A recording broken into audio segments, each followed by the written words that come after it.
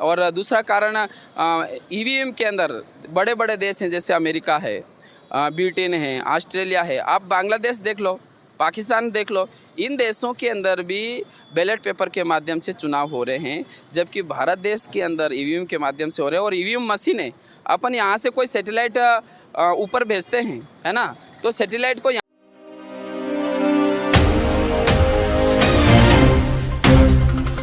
नमस्कार जोहार, मैं Anil Kumar BP news channel में आपका स्वागत है। इस वक्त हम चित्तौड़गढ़ लोकसभा सीट में यहाँ पे भारत आदिवासी पार्टी के नामांकन रैली होने वाली है। यहाँ पे हमें कुछ युवा मिले और प्रदेश अध्यक्ष रमेश जी मिले हैं। इनसे हम जानने की कोशिश करते हैं क्या चित्तौड़गढ़ लोकसभा सीट में क्या माहौल रहने वाला है। नमस्ते सर। नमस्ते जोहार। क्या नाम है सर आपका? रमेश मेड़ा। अच्छा, तो आज यहाँ पे क्या हो रहा है भारत आदिवासी पार्टी? भारत आदिवासी पार्टी का नामांकन होने जा रहा है। अच्छा, तो क्या माहौल लग रहा है आपको यहाँ पे भारत आदिवासी पार्टी का लोकसभा सीट जीतेगी या? भारत आदिवासी पार्टी लोकसभा सीट जीतेगी, क्योंकि हमारे जो 7-8 विधानसभा क्षेत्र आते हैं वहाँ पर एसटी, एससी, ओबीसी, माइनॉरिटी जो समुदाय हैं उनके साथ भेदभाव हुआ है। क्योंकि जो बहुल्य वर्ग हैं, एसटी, एससी, ओबीसी और माइनॉरिटी है, उनको अभी तक प्रतापगढ़ चित्तौड़गढ़ लोकसभा क्षेत्र से टिकट नहीं मिला, यानी कि प्रतिनिधि बनने का अवसर ही नहीं मिला है। और जिसको दिया जा रहा है, जिसको अवसर दिया जा रहा है और उनकी संख्या नामात्र है, और जो पीड़ित वर्ग है उनको आज तक मौका नहीं मिल रहा है। तो पूरा पीड़ित वर्ग है वो भारत आदिवासी पार्टी के साथ खड़ा है, जिसके अंदर माइनॉरिटी है, ओबीसी है, एससी और एसटी। तो विपक्ष एक बड़ा सवाल उठा रहे हैं, ईवीएम से चुनाव होते हैं तो घपला होता है। ईवीएम के बारे में क्या कहना है आपका? होना ही है वो। तो अभी क्या हो रहा है, देश के अंदर संविधान को ख़त्म करने पर तुले हुए हैं। आपने देखा ही होगा 2-3 जो सांसद हैं बीजेपी से, उन्होंने क्या बयान दिया, अगर 400 पार होते हैं तो हम संविधान में बदलाव लाएंगे। तो उसके लिए हर तरह का षड्यंत्र हो रहा है। किस तरह का षड्यंत्र हो रहा है? ईडी और सीबीआई के माध्यम से जनता के द्वारा चुनी हुई जो सरकारें हैं उसको ख़त्म किया जा रहा है। जनता के द्वारा चुने हुए जो जनप्रतिनिधि है उनको ईडी और सीबीआई के डर से जेलों के अंदर डाला जा रहा है। और कई तरह के षड्यंत्र रचे जा रहे हैं ताकि वो 400 से अधिक लाए।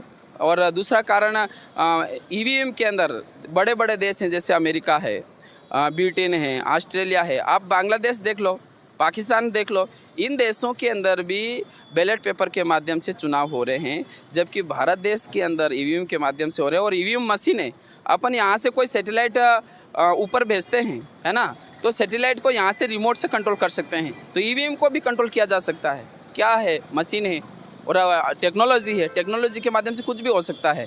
हम तो विश्वास ही नहीं करते ईवीएम पर। अगर भारत आदिवासी पार्टी यहाँ पे जीतती है तो यहाँ की जनता के लिए क्या विकास होने वाला है नया कुछ?